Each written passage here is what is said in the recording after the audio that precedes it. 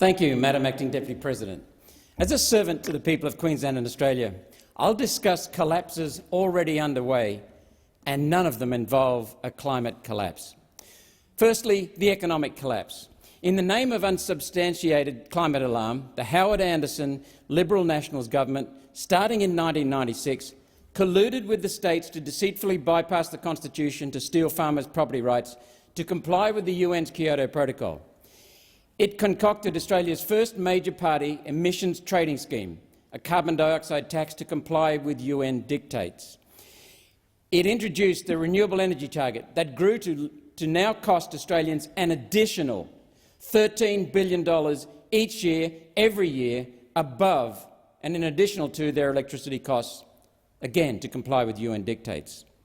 In the name of climate, our electricity prices have risen artificially from the world's lowest to now be the world's highest. Manufacturing has collapsed. We no longer make cars. We make few household appliances.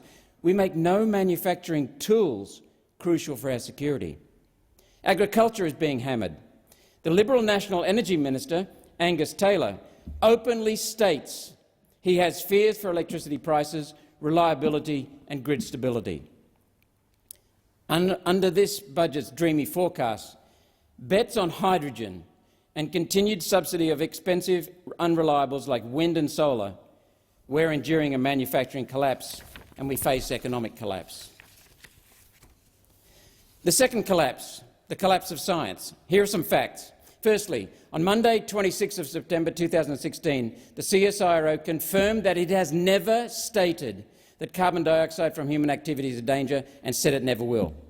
So why do the Greens push policies for economic collapse? Why have Liberal, Nationals and Labor governments enacted policies over the last 2.5 decades for economic collapse?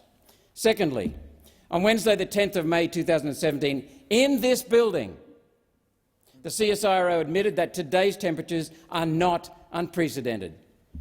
Not unprecedented.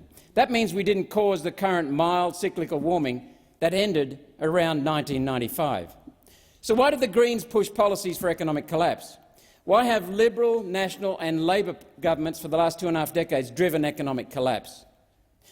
According to NASA satellites, global atmospheric temperatures have been essentially flat, with no warming for more than a quarter of a century. Despite China, despite India, despite America, despite Europe, despite Russia producing record quantities of carbon dioxide, higher human production of carbon dioxide has not increased temperatures. So why do the Greens push policies for economic collapse?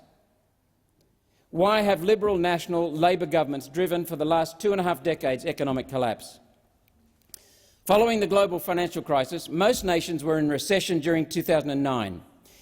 In 2020, as a result of government COVID restrictions around the world, nations were again in recession. In both recession years, the use of hydrocarbon fuels fell and human carbon dioxide production fell. Yet in both recession years, atmospheric carbon dioxide levels continued increasing. Nature alone controls the carbon dioxide levels. So why do the Greens push policies for economic collapse? Why have Liberal, Nationals and Labor governments driven economic collapse for the last 2.5 decades? Bureau of Meteorology records data on cyclones in Australia shows no trend in cyclone frequency, severity or duration. There's no climate catastrophe. The most severe drought in the last 120 years was the 1920s-40s drought. The next worst was the Federation drought in 1901. There's no climate catastrophe. Floods, bushfires, snowfall and every other climate factor shows no change, just natural cyclical variation. There's no climate catastrophe. It's been 601 days since my latest challenge to the Greens to present the data on which they base this nonsense and to debate me on the climate science and the corruption of climate science. So finally, there's no unprecedented global warming, there's no climate change, there's no climate catastrophe, there's no climate collapse. Instead, we have a collapse of science. The collapse of science led to an early collapse, an energy collapse that caused an economic collapse. Welcome to the Greens' nightmare that is now the Liberals, Nationals, Labor nightmare. This is what happens when data is ignored and instead governance is based on unfounded opinions, personal and party political agenda, cronies, headlines, fear, emotions, UN policies, party donations and serving vested interests. And who pays for this atrocious governance and climate lies? We, the people, pay. Senator Roberts, your time.